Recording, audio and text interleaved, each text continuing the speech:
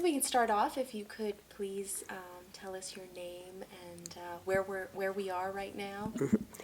Uh, well, my name is Leslie Hempstead, my maiden name, and I'm Fairhurst. I was widowed 3 years ago, and I was born in Englewood, New Jersey, as was my younger brother. The other three siblings were born in this area. Actually, in this room, my brother and sister were born, and then the third one born in Guatemala was on a plantation, coffee plantation, near the Chica River. We came down, my mother and brother and I, in 19, I guess to stay, in 1928, and have been here more or less.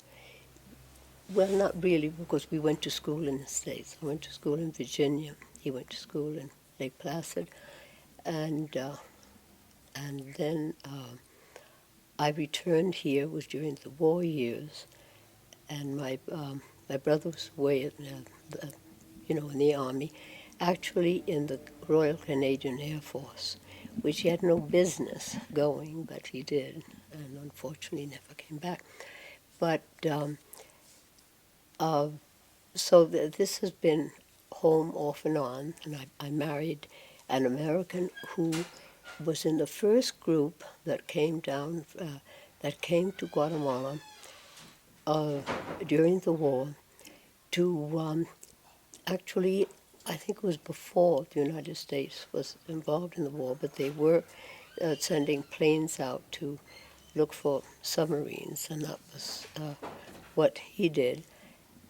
And then we don't even remember if we met that when he was here, but then he was shipped out, and from Guatemala went to England, and when he returned, he decided he would live in Guatemala. So we were married here, but had our children in the States, and we lived in California for many years, and then came down in 68, I believe, and we've been here ever since. And we are now in the house that my grandfather bought. He was a German, although I think his inclinations were really more towards England. And he bought this house in 1863, and my father, upon his death, my father did do quite a few things to alter it, and when I see the old pictures, I'm glad he did. This room had one window over there, and must have been sort of bleak, and then he added all of the others, and also made the ceiling much higher, which I like. But on the other hand, it's pretty scary in an earthquake, because everything creaks, and it was sort of more like Hotel La Posada. It was, a low ceiling house, as they were in those days. As they were in that time. And after Kirk and I were married, and we lived in California, and then we came back, and my mother was living here alone, so I came to stay with her, and I got involved in the folklore. I was one of the members of the folklore committee, and we had the queen of the Indian girls, the Rabin Ahau, which means daughter of the king, and that was the last Saturday in August, and the August fair begins on the 1st of August, and the big day is on the 3rd. So the coronation of the queen, which became very, very popular and a hideous amount of work, uh, but it was nice, and it's nice to see that those girls have. Some of them have. It's opened. Open doors for Yes, them. yes, it's opened a lot. Doors to them and so on. But it was, and my best friends are the girls that I worked with, the Guatemalan girls, not necessarily Indian, uh, during the folklore. We were in it, I think, for 18 years. So it was great fun, and it also gave them a chance. It's amazing how that one event, and it was very, very popular for a long time. Now it's gone down quite considerably.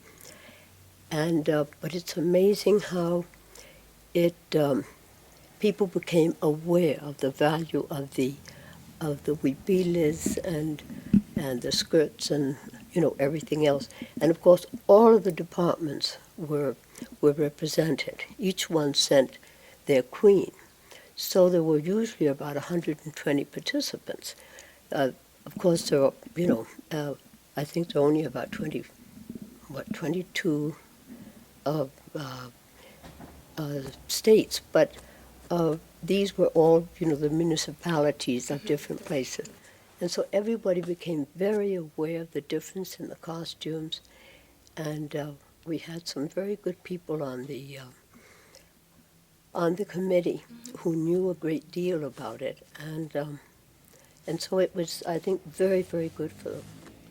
And is that how you first became interested in textiles and the huipil? Well, I would say that earlier, because Mother was very, I think, one of the first uh, foreign women. Mother was half German, half Irish, but she was born here in this room and in 1880, and she, was loved the Indian things.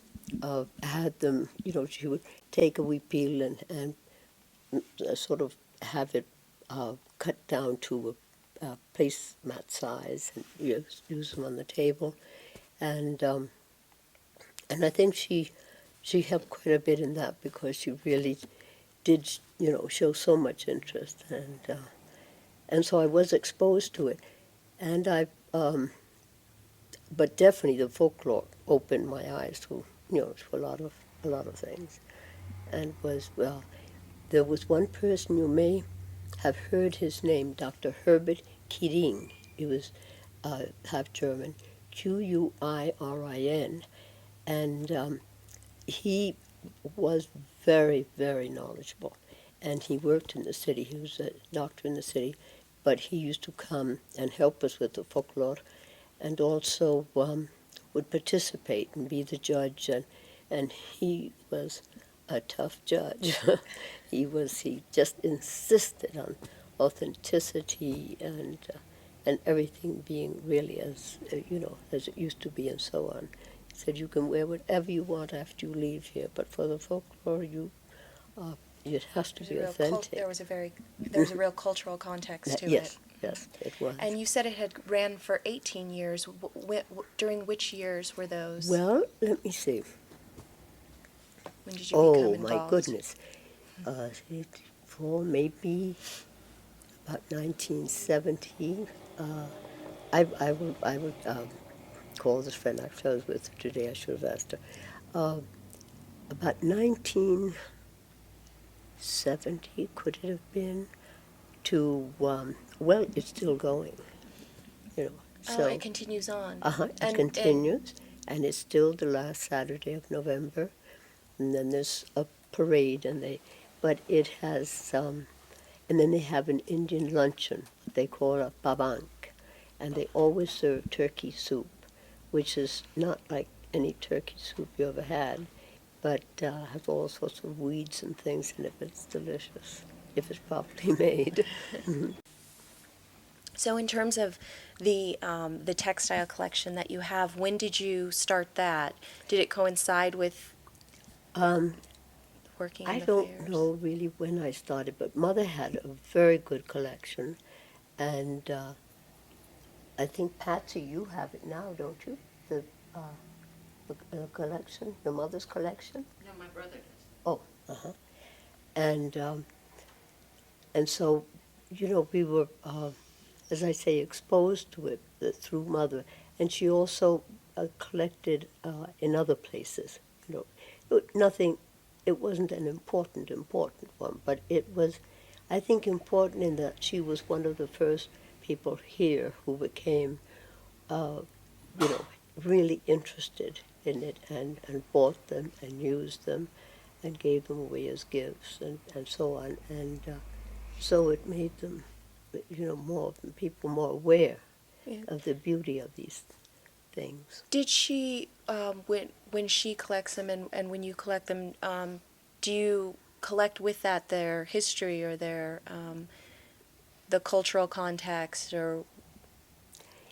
Not really, although I usually ask them, now what is this if I don't know.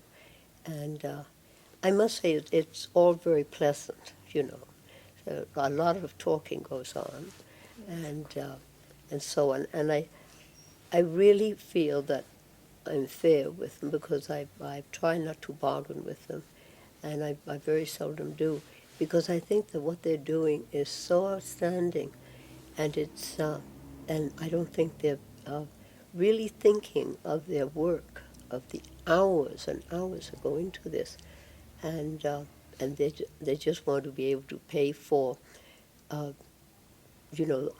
the thread, and that's about it, and just have a little bit left over for food, Yes, maybe. to be able to live. Yes, yeah.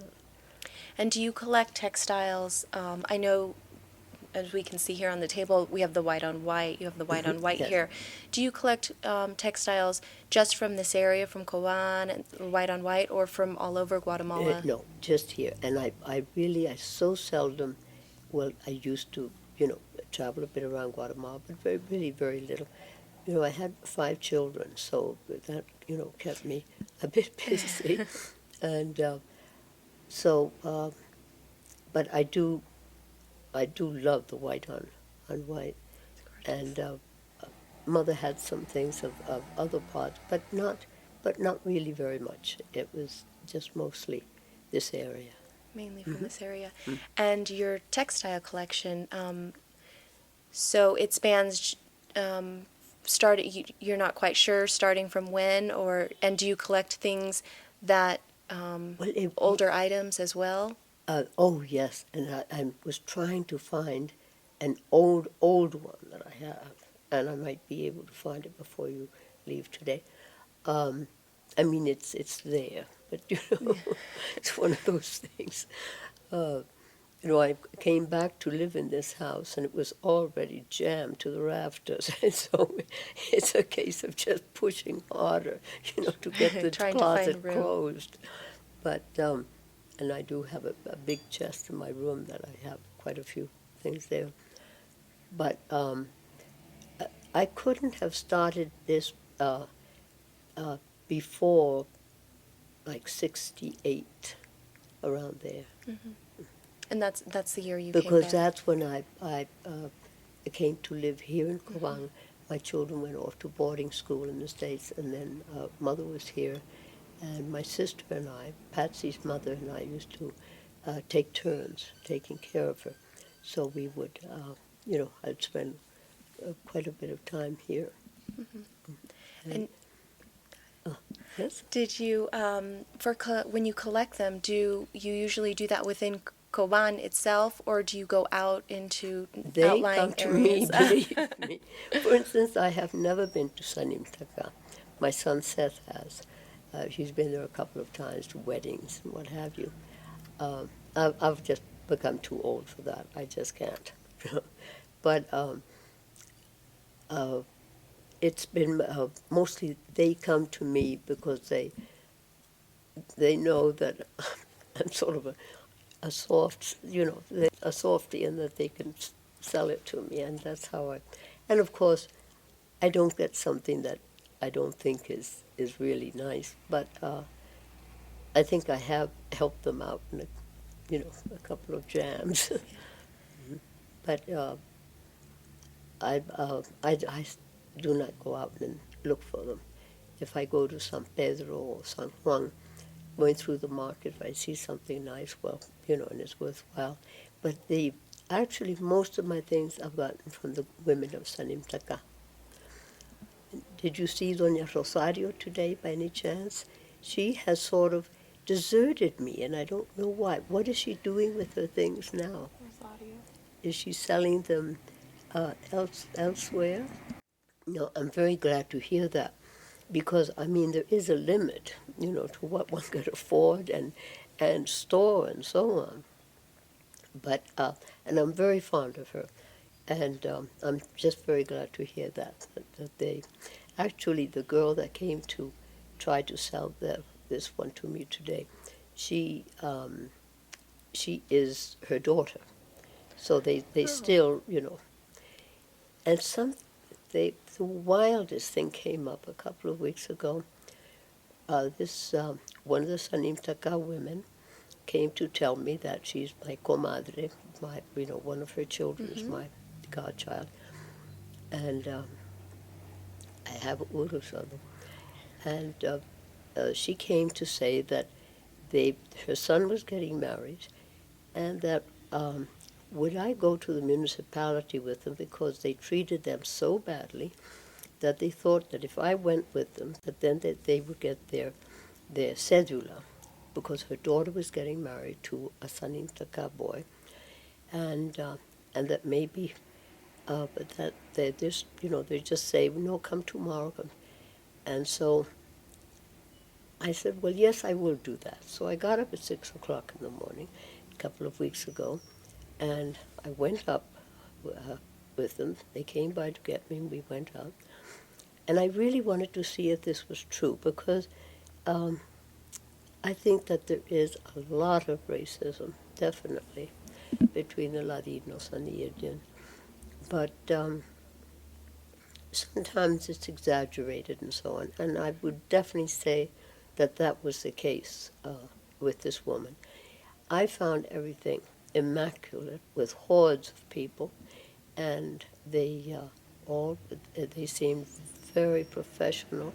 The 3 different offices that we had to go to, and yet they were, I think, very well taken care of and very quickly. And some of them had no reason to know me at all. That didn't influence them at all. And so I mean to call the mayor on it, because he gets a lot of flack. But I think in this case that he should be congratulated, because it was really. I think and I told them, I said, this is not true. They've treated you very well. You're going to get your cedula tomorrow, and that's that. And you've been very well treated. I said, I think it's great, and don't say that anymore. Yeah. So I've kept up with the Sanimtaca group, because they are the best, really. Yes.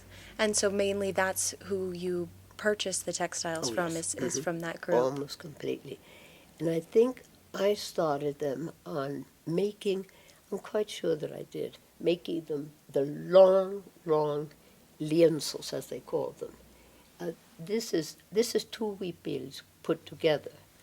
Well, it's very nice, and this is the authentic way of joining it, which is you can imagine the work The that work this that goes into it. alone is.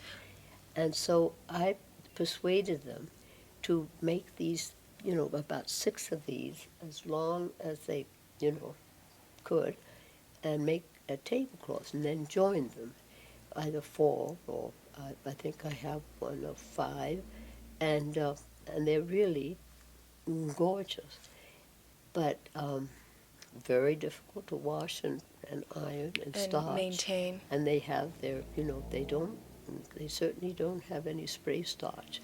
They, make their own starch, and it's, and they really, as you see, I think they just come out beautiful. They really do. And the joiners here, is there a specific term for that? For that particular. There must be, and I can ask the woman who makes the tortillas, who's been with us for 40 years, and I'm sure that she will know what this is called. But it's beautiful, beautiful work. But the the long the long claws, I'm sure that I've started that, and if I didn't, at least they were lovely, and Mm-hmm. I hope that that Rosario is still making those, the big tablecloth. Although I don't think many people use tablecloth now. It's just too much work. Too much to also, Yes, again, to too much maintain. time. Yes, yes. And your collection, how large of a collection would you say you have? If you could Oh, even dear. estimate. Maybe, not that many really.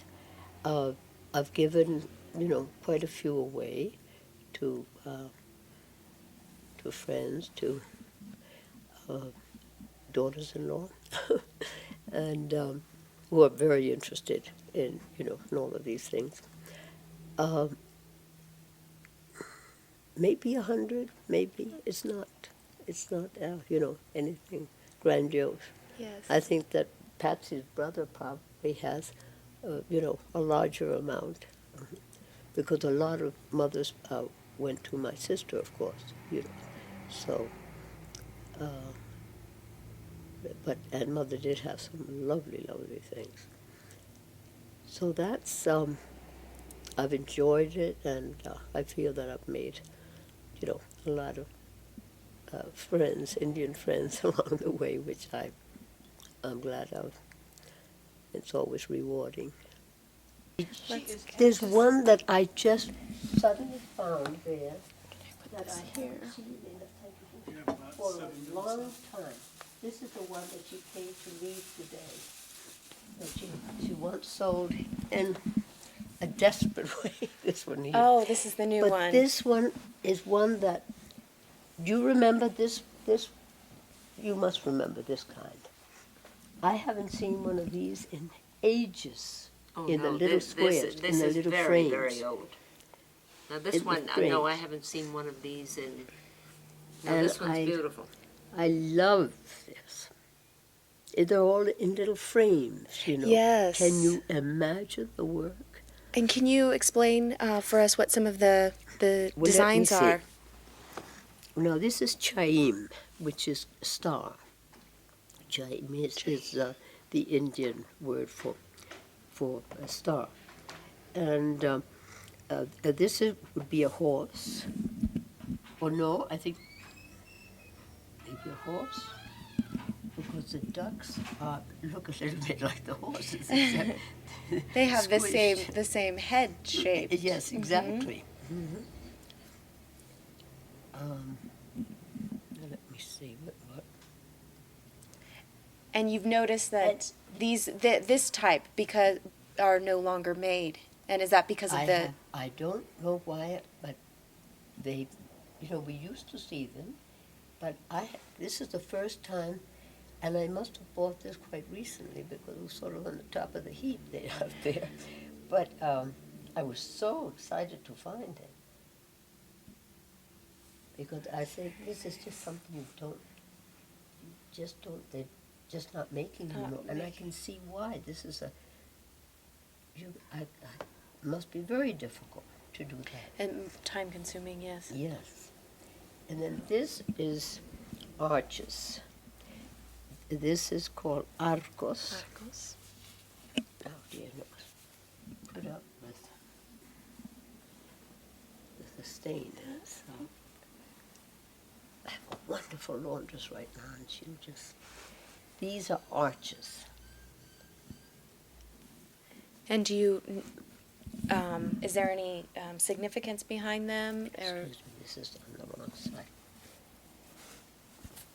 behind these particular designs, or do you know any history behind them? I imagine that there is, but even they sort of, sometimes say, well, I don't know what that is.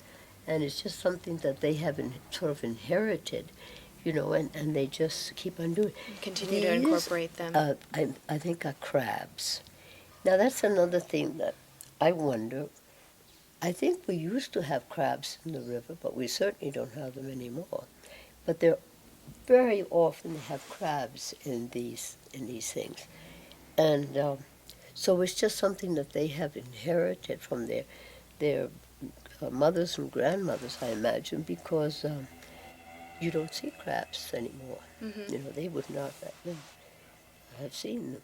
And is this a recent No, textile as no, well? because I really haven't bought anything much lately. It's just, and they're making very nice things, and I'm certainly glad to see that. But it's just, and they don't come to me anymore, which I think is interesting. Today was the first time they've come to sell something in a while, and I'm so glad that, you know, they're probably getting more for them in Antigua, and that's, that's the whole point, so that they get enough out of it so that it's worth their while to continue doing it. Because there was a time there when it just suddenly, they just weren't. But it was probably when coffee was at a better price and cardamom, and then they made more that way in less time, you know. But and this is very pretty.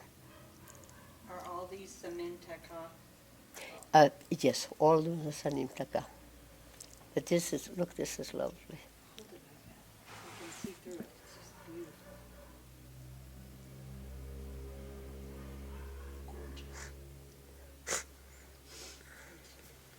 beautiful. And here's the little Mm-hmm. The joiner the again. joiner. Mhm. The other one is just a little bit better done than this. This doesn't have the little crosses, the Uh, crisscrossing yes, action. yes, Like yes. the one on the table. Yes, you're right. And this side is different. I think they Ah. just sort of thought, I'm going to do something different here. Yes, the other one is quite different. Now let's see. Let's see here. This one I think is lovely. It's gorgeous. Such work.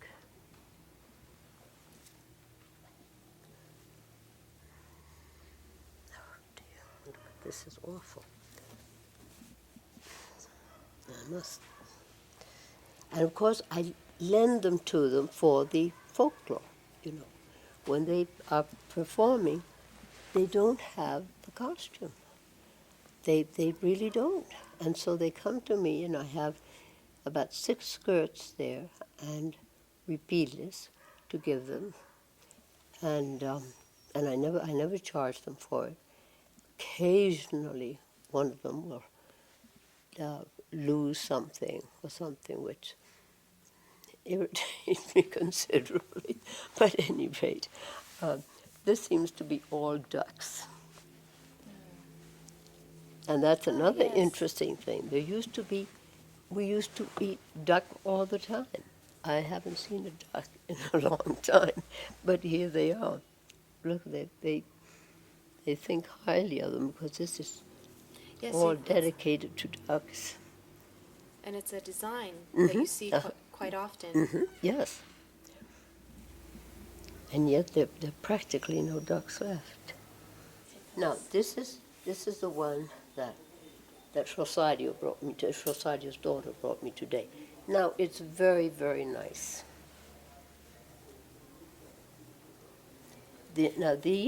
Now I can hardly believe this. I said, now what is that? And she said, es un ocho, 8. Look at that. Now, this from somebody who doesn't speak Spanish, you know. But anyway, this is the chayim, which is the star, and the ducks, and the women with their skirts, and sometimes they have men, and these are 8s, and the chayim. Very well done.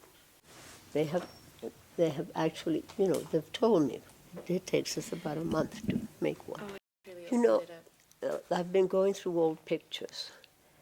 I really admire my father so much because he never had a day of engineering or anything like that. And he tackled redoing this house. And you know, there's no iron or anything like that holding this up. These are all done with the cheaper trees, the tree fern.